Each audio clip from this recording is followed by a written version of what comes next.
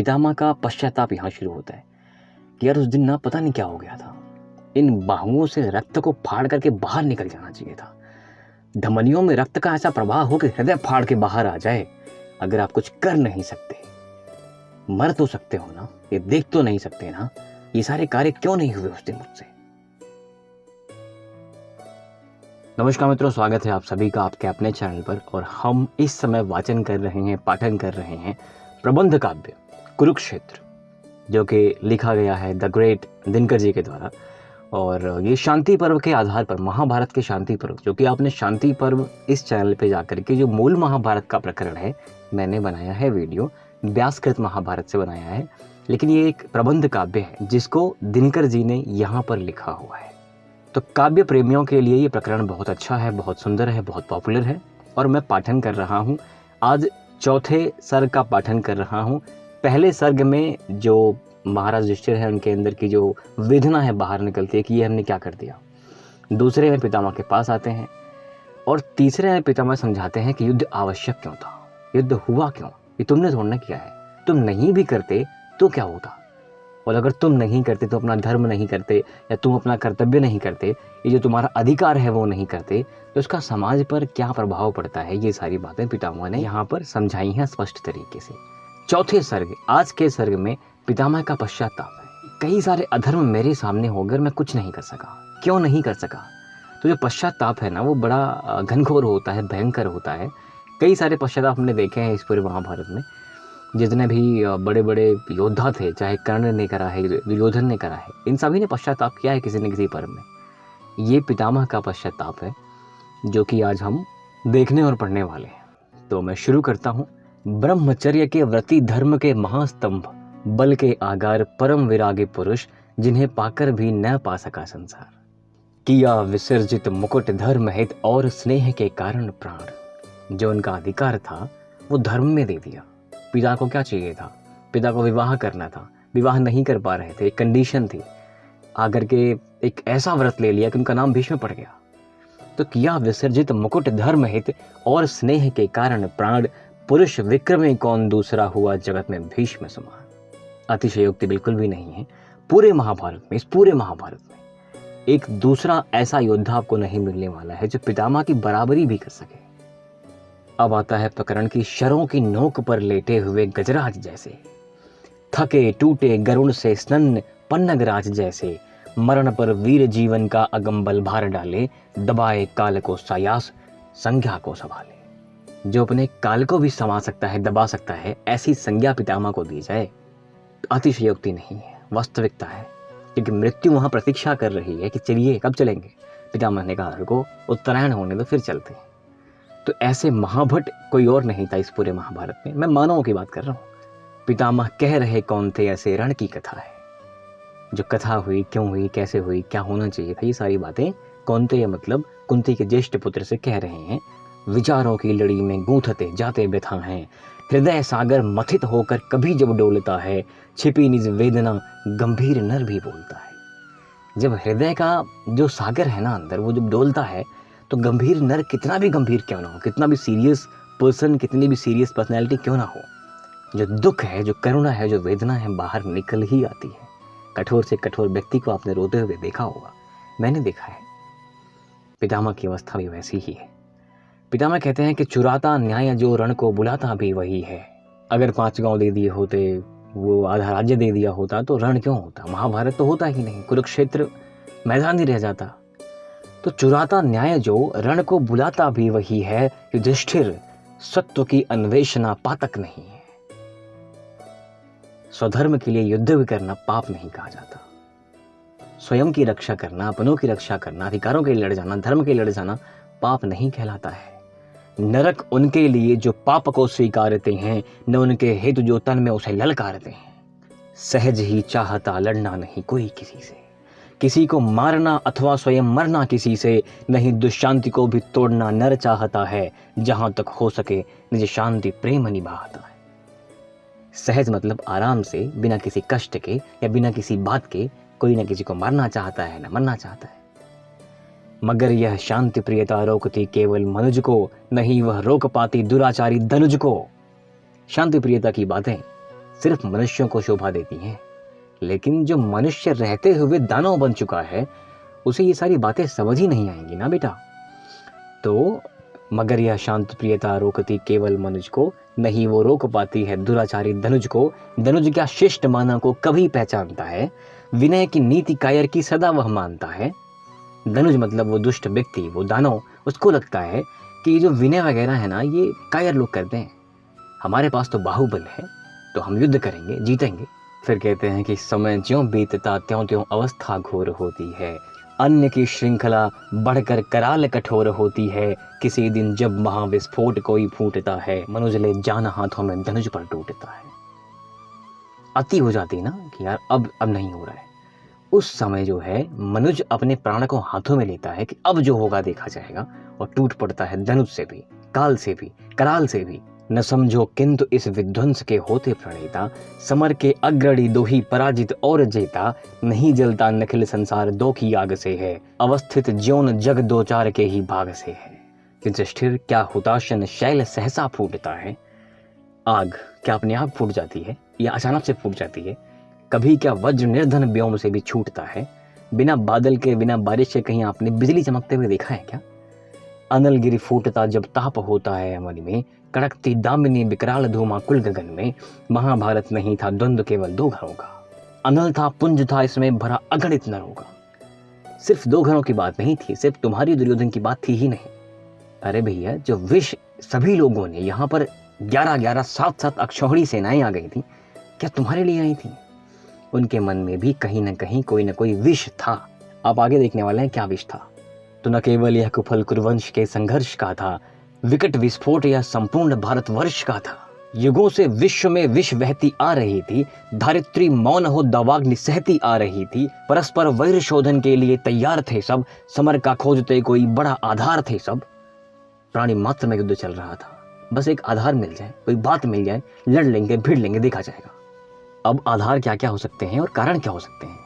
कहीं था जल रहा कोई किसी की शूरता से, कहीं था शोभ में कोई किसी की क्रूरता से, कहीं उत्कर्ष ही नृप का नृपों को सालता था, कहीं प्रतिशोध का कोई भुजंगम पालता था। क्या कारण हो सकते हैं।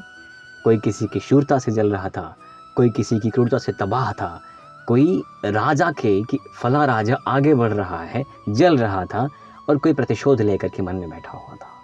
निभाना पार्थवध का चाहता था राधे या प्राण। कर्ण ने क्यों युद्ध किया।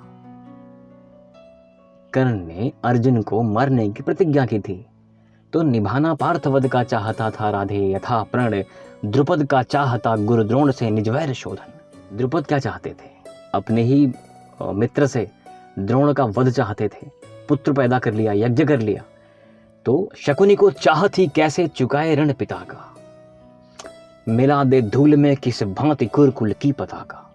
शकुनी की बहन का अपमान हुआ था। धृतराष्ट्र एक अंधा व्यक्ति, भीष्म ने जब शकुनी की बहन का हाथ उसके पिता से मांगा, उसके पिता मना नहीं कर पाए क्योंकि वो भीष्म थे, डर गए थे। ये अपमान हुआ था, जाने अनजाने में जो अपमान हुआ था। अब इस अपमान का बदला लेने के लिए शकुनी ने जो कुछ किया, कुरुवंश की महिमा नहीं, कुरुवंश की मिट्टी पलीत कर दिया उसने, एक प्रतिज्ञा ली थी उसने। तो वही वो कह रहे हैं कि शकुनी को चाहत ही कैसे चुकाए ऋण पिता का, मिला दे धूल में किस भांति कुरकुल की पताका। वो किया उसने। अब शकुनी की बात देखें। सुयोधन पर न उसका प्रेम था, वह घोर छल था, हितु बनकर उसे रखना जलित केवल अनल था। जहां भी आग थी जैसे सुलगती जा रही थी, समर में फूट पड़ने के लिए अकुला रही थी। प्राणी मात्र में जो आग थी वो किसी न किसी भांति इस युद्ध में कूदने के लिए व्याकुल थी, बेवल थी, पागल थी। और वो समय आया, वो क्षण आया, हर प्राणी मात्र के भीतर की आग फट जाती है और यहाँ महायुद्ध हो जाता है। और इन सभी महायुद्ध के पापों का अपने सर पे लेकर तुम यहाँ ना बैठो युधिष्ठिर। जो हुआ वो होना था। सुधारों से स्वयं भगवान के जो जो चिढ़े थे, नृपति वे क्रुद्ध होकर एक दल में जा मिले थे। भगवान से कुछ लोग रुष्ट थे, क्रुद्ध थे, कुछ सुधार हुए थे। अब वो सब बदला देने के लिए जाकर के इनके विपक्ष में चले गए। नहीं शिशुपाल के वध से मिटा था मान उनका, दुबक कर रहा था धुंधुआं द्विगुण अभिमान उनका। शिशुपाल वध का जो प्रकरण है चैनल पे आप जाके देखिएगा। महाभारत में, जो मूल महाभारत में लिखा गया है कि कर्ण ने भी कहा कि ये तो बहुत बड़ा अपमान हम सभी का है, मेरा अपमान है, आपका अपमान है, सबका अपमान है कि इस राजर्षियों की सभा में, महाभटों की सभा में एक व्यक्ति कृष्ण ने एक दूसरे महाभट का वध कर दिया और किसी ने कुछ नहीं बोला, क्योंकि ये ऐसा नहीं होना चाहिए था। तो सभी को कृष्ण की वो बात अच्छी नहीं लगी थी, लेकिन किसी में साहस नहीं था कि कृष्ण के सामने खड़े होकर ये कुछ कह सके। तो बात शिशुपाल वध की है कि सभी ने अपना अपमान समझा था। परस्पर की कलह से वैर से होकर विभाजित कभी से दो दलों में हो रहे थे लोग सज्जित। पहले से ही चल रहा है कि अपना अपना गुट बना लेंगे। खड़े थे वे हृदय में प्रज्वलित अंगार लेकर, धनुर्जा को चढ़ाकर म्यान में तलवार लेकर। था रह गया हलाहल का यदि कोई रूप अधूरा, किया युधिष्ठिर उसे तुम्हारे राजसूय ने पूरा। जो कुछ बाकी रह गया था तुम्हारे उस यज्ञ ने पूरा कर दिया। इच्छा नर की और फल देती उसे नियति है, फलता विष पीयूष वृक्ष में अकथ प्रकृति की गति है। जैसी आपकी इच्छा होगी नियति वैसे ही हालात पैदा कर देती है। लॉ ऑफ अट्रैक्शन जिसे हम कहते हैं ना, कि जो कुछ आप प्रकृति से मांगते हो वैसा ही कुछ वो हालात हो जाते हैं। किसी चीज़ को तुम शिद्दत से चाहो तो सारी कायनात वाली जो बात है ना, वो ऐसा ही है कि दिनकर जी कहते हैं कि इच्छा नर की और फल देती उसे नियति है। इच्छा करो तो हालात वैसे बनते हैं। तुम्हें बना सम्राट देश का राजसूय के द्वारा, केशव ने था एक के सृजन का उचित उपाय विचारा। सब कुछ एक कर दिया जाए सो परिणाम और कुछ निकला, भड़की आग भुवन में द्वेष अंकुरित हुआ पराजित राजाओं के मन में। द्वेष आ गया कि ये क्या हो रहा है, उसको बनाया जा रहा है, सम्राट बना देंगे, पूरे सबको हमें टैक्स देना पड़ेगा। तो ऊपर से कुछ नहीं कह पाए, लेकिन मन में तो ये बातें थी। समझ न पाए वे केशव के सदुद्देश्य निश्चल को, भगवान की बात को समझ नहीं पाए। उनको लगा कि सिर्फ इसके पक्षपात कर रहे हैं, लेकिन यहाँ शांति स्थापना की ही बात चल रही थी। क्योंकि जो न्याय करेगा, अगर राजा ऐसा हो जो अन्याय ना करे, तो प्रजा सुखी रहने वाली है। देखा मात्र उन्होंने बढ़ते इंद्रप्रस्थ के बल को, पूजनीय को पूज्य मानने में जो बाधा क्रम है, वही मनुज का अहंकार है, वही मनुज का भ्रम है। इंद्रप्रस्थ का मुकुट छत्र भारत भर का भूषण था, उसे नमन करने में किसे कौन दूषण था। तो शांति स्थापना की बातें हो रही थी, कितना अच्छा होता अगर ऐसा होता तो। लेकिन तो भी ग्लानि हुई बहुतों को इस अकलंक नमन से, भ्रमित बुद्धि ने की इसकी समता अभिमान दलन से। इस पूजन में पड़ी दिखाई उन्हें विवशता अपनी, पर के विभव प्रताप समुन्नति में परवशता अपनी। कि जब फला व्यक्ति सम्राट बन जाएगा तो हमें टैक्स देना पड़ेगा, कर देना पड़ेगा, तो अपने आप को छोटा समझने लगे वे लोग। और यहीं से जहाँ कंपैरिजन आता है चीज़ें बिगड़ती हैं। राजसूय का यज्ञ लगा उनको रण के कौशल सा, निज विस्तार चाहने वाले चतुर्भूप के बल सा। धर्मराज कोई न चाहता अहंकार रिज खोना, अपना घमंड कोई कम नहीं करना चाहता। किसी उच्च सत्ता के सम्मुख सन्मन से नत होना, किसी बड़े के सामने भी लोग नत नहीं होना चाहते। सभी तुम्हारे ध्वज के नीचे आए थे न प्रणय से, लोग प्यार से तुम्हारे सामने नहीं आए थे झुकने के लिए। कुछ आए थे भक्ति भाव से, कुछ कृपाण के भय से। कुछ भक्ति भाव से आए थे, लेकिन कुछ कृपाण के भय से आए थे। उनको युद्ध में तुम जीत के आए थे। तो मगर भाव जो भी हो सबके, एक बात थी मन में, रह सकता था अशुण मुकुट का मान इस वंदन में। लगा उन्हें सर पर सबके दासत्व चढ़ा जाता है, राजसूय में से कोई साम्राज्य बढ़ा आता है। किया यज्ञ ने मानव विमर्दित, अगणित भूपालों का, अमित दिग्गजों का, शूरों का, बल वैभव वालों का।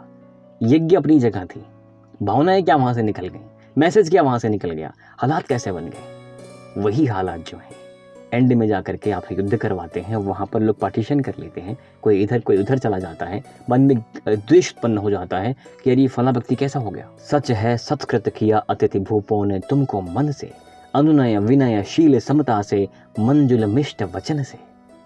पर स्वतंत्रता मणि का इनसे मोल न चुक सकता है। स्वतंत्र तो हर कोई रहना चाहता है, मन में सतत दहकने वाला भाव न रुक सकता है। अगर मन में आग लगी है, चिंगारी फटी है, तो वो फिर भयंकर आग बनेगी। कोई मंद मूढ़पत नृप ही होता तुष्ट वचन से, विजयी की शिष्टता विनय से, अरि के आलिंगन से। अरि मतलब दुश्मन। अपने शत्रु से गले मिलने के बाद प्रसन्नता किसको हो सकती है भाई, किसी को नहीं होगी। चतुर्भूप तन से मिल करते शमित शत्रु के भय को, किंतु नहीं पड़ने देते अरिकर में कभी हृदय को। ऊपर से जो कुछ भी दिख रहा हो, चतुर व्यक्ति ऐसा है कि वो अपने स्वाभिमान को हमेशा लेकर के चलेगा। हुए न प्रशमित भूप प्रणय उपहार यज्ञ में देकर, लौटे इंद्रप्रस्थ से वे कुछ और भाव ही लेकर। जो कुछ हो रहा था मैसेज कुछ और ही चला गया। धर्मराज, है याद व्यास का वह गंभीर वचन क्या, ऋषि का वह यज्ञांत काल का विकट भविष्य कथन क्या, जुटा रहा कुटिल ग्रहों का दुष्ट योग अंबर में, स्यात जगत पड़ने वाला है किसी महासमर में। व्यास ने कहा था कि ऐसा होने वाला है। 13 वर्ष रहेगी जग में शांति किसी विधि छाई, तब होगा विस्फोट, छिड़ेगी कोई कठिन लड़ाई। व्यास ने कहा था कि 13 वर्ष बाद होगा ध्वंस कराल काल, विप्लव का खेल रचेगा, प्रलय प्रकट होगा धरणी पर, हाहाकार मचेगा। यह था वचन सिद्ध दृष्टा का, नहीं निरी अटकल थी, व्यास जानते थे वसुधा जा रही किधर पल पल थी। तो व्यास को सब कुछ पहले पता था। व्यास ने बताया भी था कि ये होने वाला है। सब थे सुखी यज्ञ से, केवल मुनि का हृदय विकल था। वही जानते थे कि कुंड से निकला कौन अनल था। कुंड से कौन निकला था? यज्ञ के कुंड से कौन सी आग निकली थी? कई सारे यज्ञ हुए थे और हर कुंड से कोई ना कोई आग निकली। जो राजसूय का यज्ञ हुआ उसका फल आप सब देख रहे हैं। लोग मट गए, लोगों को एक मैसेज चला गया कि यार ये तो फला बंदा आगे बढ़ रहा है। और जो यज्ञ द्रुपद ने किया था उसके आग से कौन निकला था? द्रोण के वध के लिए अपने पुत्र को उन्होंने पैदा किया था। तो सभी यज्ञों से कोई ना कोई एक अनल निकल रही है। भरी सभा के बीच उन्होंने सजग किया था सबको, पग पग पर संयम का शुभ उपदेश दिया था सबको, किंतु अहममय राग दीप्ति नर कब संयम रखता है, कल आने वाली विपत्ति से आज कहाँ डरता है। इतनी ही बुद्धि लोगों में हो तो बात ही खत्म हो जाए। बीत न पाया वर्ष काल का गर्जन पड़ा सुनाई, इंद्रप्रस्थ पर घुमड़ विपद की घटा अतर्क छाई, किसे ज्ञात था खेल खेल में यह विषाद छाएगा, किसे ज्ञात था खेल खेल में यह विनाश छाएगा, भारत का दुर्भाग्य दूत पर चढ़ा हुआ आएगा, कौन जानता था सुयोधन की धृति यूं छूटेगी, राजसूय के हवन कुंड से विकट वही फूटेगी। किसको पता था कि दुर्योधन के मन में इतना ग्लानि उत्पन्न हो जाएगा कि ये लोग इतने आगे चले गए, हमें वो चाहिए, द्यूत की बातें होंगी, द्यूत खेला जाएगा। उसके बाद दुर्भाग्य भारत का आ गया कि द्यूत से ही 13 वर्ष का वनवास हुआ, द्रौपदी के सारे कांड हो गए। रिजल्ट आपके सामने है। तो भी है सच धर्मराज, यह ज्वाला नई नहीं थी, दुर्योधन के मन में वह वर्षों से खेल रही थी। कैसे कैसे खेल रही थी? विधा चित्र खग रंग भूमि में, जिस दिन अर्जुन शर से, द्रौपदी के विवाह की बात चल रही है, उसी दिवस जन्मी दुराग्नि दुर्योधन के अंतर से, बनी हलाहल वही वंश का, लपटे लाख भवन की। लाक्षागृह किया था कांड उसने। द्यूत कपट शकुनी का वन, यातना पांडुनंदन की, भरी सभा में लाज द्रौपदी कीन गई थी लूटी, वह तो यही कराल आग थी निर्भय होकर फूटी। ज्यों ज्यों साड़ी विपश द्रौपदी की खिंचती जाती थी, त्यों त्यों वह आवृत दुरग्नि यह नग्न हुई जाती थी। द्रौपदी की साड़ी जब खींच रही थी, द्रौपदी नग्न नहीं हो रही थी। जो आग हम सभी के मन में युद्ध की थी ना, वो नग्न हो रही थी, वो चिंगारी अब आग बन रही थी। यही सारे कारण थे। उसके कर्षित केश जाल में केश खुले थे उसके, पूंजी भूति वसन उसका था, वेश खुले थे इसके। यहाँ पर जो घटनाएं हो रही हैं, मेरे रोंगटे खड़े हो रहे हैं कि जो घटनाएं हो रही हैं, क्या कारण थे और कैसे कैसे वो बाहर निकले। दुरावस्था में घेर खड़ा था उसे तपोबल उसका, एक दीप्ति आलोक बन गया था चिरांचल उसका, किंतु न जाने क्यों उस दिन तुम हारे मैं भी हारा, जाने क्यों फूटी न भुजा को फोड़ रक्त की धारा। पितामह का पश्चाताप यहाँ शुरू होता है कि यार उस दिन ना पता नहीं क्या हो गया था, इन बाहुओं से रक्त को फाड़ करके बाहर निकल जाना चाहिए था। धमनियों में रक्त का ऐसा प्रवाह हो कि हृदय फाड़ के बाहर आ जाए। अगर आप कुछ कर नहीं सकते, मर तो सकते हो ना, ये देख तो नहीं सकते ना, ये सारे कार्य क्यों नहीं हुए उस दिन मुझसे। किंतु न जाने क्यों उस दिन मैं हारा तुम भी हारे, जाने क्यों फूटी न भुजा को फोड़ रक्त की धारा। नर की कीर्ति ध्वजा उस दिन कट गई देश के जड़ से, नारी ने सुर को टेरा जिस दिन निराश हो नर से। कितनी सुंदर पंक्ति है कि नारी ने सुर को टेरा। अपने पतियों से वैसे नहीं पढ़ा जा रहा ये लाइन, अपने पतियों से उस सभा से निराश होकर के उस नारी ने, द्रौपदी ने जिस दिन भगवान को पुकारा, सुर को टेरा, निराश होकर के सभी नरों से, वो दिन भारतवर्ष के समूचे आर्यवर्त के मानव जाति के ऊपर एक कलंक था कि नर या पुरुष आज मर गया है, मृत हो गया है, नपुंसक हो गया है। तो नारी ने सुर को टेरा जिस दिन निराश हो नर से, महासमर आरंभ देश में होना था उस दिन ही, उठा खड़ गया पंख रुधिर से धोना था उस दिन ही। निर्दोषा कुलवधु एक वस्त्रा को खींच महल से, दासी बना सभा में लाए दुष्ट द्यूत के छल से। और सभी के सम्मुख लज्जा वसन अभय को खोले, बुद्धि विषन्न वीर भारत के किंतु कुछ नहीं बोले। वीरों की सभा में एक नारी का अपमान होता रहा और सभी वीर आंखें मींच रहे हैं। समझ सकेगा कौन धर्म की यह नवरीत निराली, थूकेंगी हम पर अवश्य संततियां आने वाली। जो कुछ हमने किया उस दिन, आने वाला समाज हमें थूकेगा। उस दिन की स्मृति से छाती अब भी जलने लगती है। पितामह की छाती में अब भी दर्द है। भीतर कहीं छुरी कोई हित पर चलने लगती है।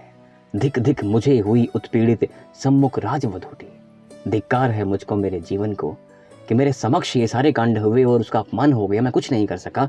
आंखों के आगे अबला की लाज खलौने लूटी। मेरी ही आंखों के सामने ये सब कुछ होता रहा। मैं देखता रहा, कुछ भी नहीं कर पाया। इससे बड़ा अपमान मेरा और नहीं हो सकता। और रहा जीवित मैं, धरणी फटी ने दिग्गज डोला।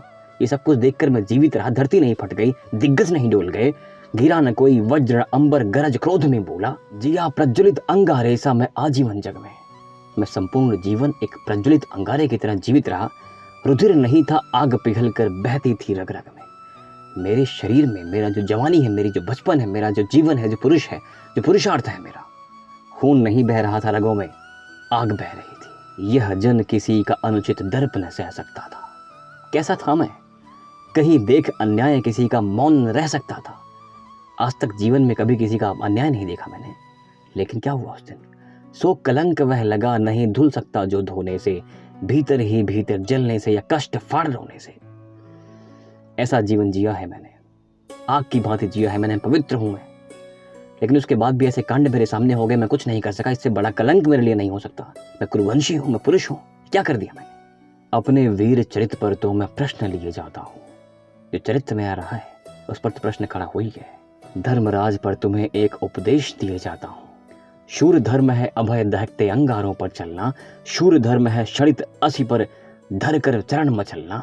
शूर धर्म कहते हैं छाती तान तीर खाने को। वीरता ये होती है, छाती तान तीर खाने को। शूर धर्म कहते हैं हंसकर हलाहल पी जाने को। सभी विष को हलाहल जो पी जाए वहां वीरता होती है। क्षत्रिय धर्म वहां होता है आग हथेली पर सुलगाकर सिर का हविष चढ़ाना। शूर धर्म है जग को अनुपम बलि का पाठ पढ़ाना। सैक्रिफाइसेस, ये हो क्षत्रिय धर्म। सबसे बड़ा धर्म है नर का सदा प्रज्वलित रहना। दाहक शक्ति समेत स्पर्श भी नहीं किसी का सहना। नर का धर्म ये होता है गलत को गलत, सही को सही कहे, गलत का डटकर मुकाबला करे। बुझा बुद्धि का दीप वीरवर आंख मूंद चलते हैं। उछल वेदिका पर चढ़ जाते और स्वयं बोलते हैं। बात पूछने को विवेक से जब ही वीरता आती, पी जाती अपमान पतित हो अपना तेज गंवाती। सच है बुद्धि कलश में जल है, शीतल सुधा तरल है, पर भूलो मत कुसुमय में खो जाता वही गरल है। तो जब समय गलत चल रहा होता है, कुसमय चल रहा होता है, तो सारी बुद्धि जो है, जो अमृत आपके अंदर है, वो गरल मिल जाता है, विष बन जाता है। सदा नहीं माना अपमान की बुद्धि उचित सुध लेती। करती बहुत विचार अग्नि की शिखा बुझा है देती। उसने ही दी बुझा तुम्हारे पौरुष की चिंगारी। जल्दी न आंख देख कर खिंचती द्रुपद सुधा की साड़ी। समय जब बुरा चलता है तो बुद्धि कबुद्ध बन जाती है और तुम जैसा मनुष्य अपनी पत्नी को ऊपर दांव लगा देता है। तो ये अवस्था होती है। बांध उसी ने मुझे द्विधा से बना दिया कायर था। उसी को बुद्धि ने, उसी कुसमय ने मुझे कायर बना दिया था। जगूं जगूं जब तक, तब तक तो निकल चुका हो सकता। जब तक मुझे चेतना आती है कुछ किया जाए, तब तक सब कुछ हो चुका था। यौवन चलता सदा गर्व से, सिर ताने शर खींचे, झुकने लगता किंतु शीर्ण बल विवेक के नीचे। जवानी में आप क्या करते हो, बुढ़ापे में आप क्या करते हो, चीजें बदल जाती हैं। यौवन के उच्छल प्रवाह को देख मौन मन हारे, सहमी हुई बुद्धि रहती है निश्चल खड़ी किनारे। जब आपका पौरुष प्रबल होता है, जब आपकी जवानी प्रबल पर होती है, बुद्धि काम नहीं करती। डरती है वह बह जाए तिनके से इस धारा में, प्लावन भीति स्वयं छिपती फिरती अपनी कारा में। बुद्धि वहां पर, बुद्धि का जो आवेश होता है वो आपके बल के पीछे कहीं छिप जाता है। अहंकार उस समय बहुत प्रबल होता है। हिम विमुक्त निर्विघ्न तपस्या पर खिलता यौवन है। नई दीप्ति नूतन सौरभ से रहता भरा भुवन है। किंतु बुद्धि नित खड़ी ताक में रहती घात लगाए। कब जीवन का ज्वार शिथिल हो, कब वह उसे दबाए। जो ज्वार है, जो यौवन का ज्वार है, जब थोड़ा शिथिल हो तब बुद्धि आती है। और सत्य ही जब ही रुधिर का वेग तनिक कम होता, सुस्ताने को कहीं ठहर जाता जीवन का सोता। जब खून का प्रवाह थोड़ा कम होता है, बुद्धि फेंकती तुरंत जाल निज मानव फंस जाता है। नई नई उलझने लिए जीवन सम्मुख आता है। क्षमता या के प्रतिकार जगत में क्या कर्तव्य मनुज का, मरण या के उच्छेद उचित उपचार कौन रुज्जन का। तो वय जड़ मानव ग्लानि मग्न हो रोता पछताता है। वय का फल भोगता रहा मैं, रुका सुयोधन घर में। रही वीरता पड़ी तड़पती बंद अस्थि पंजर में। दुर्योधन के घर में रह करके मैंने क्या क्या किए हैं, मेरी वीरता कलंकित हो गई, शार हो गई। न तो कौरवों का हित साधा और न पांडव का ही, द्वंद बीच उलझा कर रखा वय ने मुझे सदा ही। धर्म स्नेह दोनों प्यारे थे, बड़ा कठिन निर्णय था। एक तरफ धर्म है, एक तरफ स्नेह है, परिवार तो अपना ही है ना। अतः एक को देह दूसरे को दे दिया हृदय था। दुर्योधन के पास देह थी, तुम्हारे पास हृदय था। किंतु फटी जब घटा ज्योत जीवन की पड़ी दिखाई, सहसा सैकत बीच स्नेह की धार उमड़ कर आई। धर्म पराजित हुआ, स्नेह का डंका बजा विजय का। जो कुछ कांड पीछे हुए हैं, धर्म की पराजय ही तो हुई थी पहले। मिली देह भी उसे दान था जिसको मिला हृदय था। अंततोगत्वा क्या होता है, जिसको हृदय दिया था देह का ध्यान भी उसे मिल गया। अर्जुन ने क्षीण कर दिया है मुझे। भीष्म न गिरा पार्थ के सर से, गिरा भीष्म का वय था। जीवन गिरा है मेरा, चरित्र गिरा है मेरा, भीष्म नहीं गिरा है। वय का तिमिर भेद वह मेरा, यौवन हुआ उदय था। हृदय प्रेम को चढ़ा, कर्म को भुजा समर्पित करके। मैं आया था कुरुक्षेत्र में तोष हृदय में भर के। समझा था मिट गया द्वंद, पाकर वह न्याय विभाजन। ज्ञात न था कहीं कर्म से कठिन स्नेह का बंधन। दिखा धर्म की भीति कर्म मुझसे सेवा लेता था। करने को बलपूर्ण स्नेह नीरो इंगित देता था। धर्मराज संकट में कृत्रिम पलट उधर जाता है। मानव का सच्चा स्वरूप खुलकर बाहर आता है। घमासान जो बढ़ा चमकने धुंधली लगी कहानी। उठी स्नेह वंदन करने को मेरी दबी जवानी। फटा बुद्धि भ्रम हटा कर्म का मिथ्या जाल नयन से। प्रेम अधीर पुकार उठा मेरे शरीर से मन से। लो अपना स्वार्थ पार्थ या मुझको मार गिराओ। अब है विरह असह्य मुझे, तुम मुझे स्नेह धाम पहुँचाओ। एक समय ऐसा आया, मुझे कहना पड़ा कि मेरा वध करो। और ब्रह्मचर्य के प्रण के दिन जो रुद्ध हुई थी धारा, कुरुक्षेत्र में फूट उसी ने बनकर प्रेम पुकारा। बही न कोमल वायु कुंज, मन का था कभी न डोला। पत्तों की झुरमुट में छिपकर विहग न कोई बोला। ऐसा जीवन जिया है पितामह ने। ऐसा नहीं कि मन कभी बहक जाए, नहीं, ब्रह्मचर्य थे तो थे। चढ़ा किसी दिन फूल किसी का मान न मैं कर पाया। एक बार भी अपने को था दान न मैं कर पाया। वह अतृप्त थी छिपी हृदय में निभृत कहीं कोने में। जो बैठा था आंख बचा जीवन चुप के दोने में। वही भाव आदर्श वेदी पर चढ़ा फुल्ल हो रण में। बोल रहा है वही मदिर हो पीड़ा बनकर व्रण में। वीर सुयोधन का मैं सेनापति बन लड़ने आया था। कुरुक्षेत्र में नहीं स्नेह पर मैं मरने आया था। हा क्या लाइन है कि मैं कुरुक्षेत्र में नहीं अपने स्नेह पर मरने आया था। सच है पार्थ धनुष पर मेरी भक्ति बहुत गहरी थी। सच है उसे देख उठती मन में प्रमोद लहरी थी। सच है था चाहता पांडवों का हित में संबंध से। पर दुर्योधन के हाथों में बिका हुआ था तन से। पश्चाताप देखें, जो कांड हुए हैं क्यों हुए हैं, कैसे हुए हैं। न्याय व्यूह को भेद स्नेह ने उठा लिया निधन है। सिद्ध हुआ मन जिसे मिला, संपत्ति उसी का तन है। प्रकटी होती मधुर प्रेम के मुद पर कहीं अमरता। स्यात देश को कुरुक्षेत्र को दिन न देखना पड़ता। धर्मराज अपने कोमल भावों की कर अवहेला। लगता है मैंने भी जग को रण की ओर ढकेला। जीवन में मैंने कई ऐसे नियम बना लिए थे, मैं उनको तोड़ नहीं पाया और युद्ध में कहीं ना कहीं मैंने ही ढकेला है कुरुक्षेत्र की तरफ, इस समाज को। ये दंड मुझे मिलना चाहिए, ये दंड मुझे मिल रहा है। और ये पश्चाताप मुझे है कि जीवन के अनुराग प्रहर में कर कठोर व्रत धारण। सदा स्निग्ध भावों का यह जन करता रहा निवारण। न था मुझे विश्वास कर्म से स्नेह श्रेष्ठ सुंदर है। कोमलता के लौव्रत के आलोकों से बढ़कर है। कर में चाप पीठ पर तर्कश नीति ज्ञान था मन में। इन्हीं छोड़ मैंने देखा कुछ और नहीं जीवन में। क्षत्रिय धर्म चरित्र यही मेरा मुख्य धर्म था। जहां कहीं अंतर में कोई भाव अपरिचित जागे, झुकना पड़ा उन्हें बरबस नए नीति ज्ञान के आगे। सदा सुयोधन के कृत्यों से मेरा शुद्ध हृदय था, पर क्या करता, यहाँ सबल थी नीति, प्रबलतम नय था। नीति क्या कहती है? नीति ये कहती है कि तुमने नमक खाया है। नीति ये कहती है कि तुमने पिता को देखा है दुर्योधन के रूप में, जो वहां बैठेगा धृतराष्ट्र के रूप में। नीति क्या कहती है? युद्ध करो, करना पड़ा। अनुशासन का स्वत्व सौंप कर स्वयं नीति के कर में पराधीन सेवक बन बैठा मैं अपने ही घर में।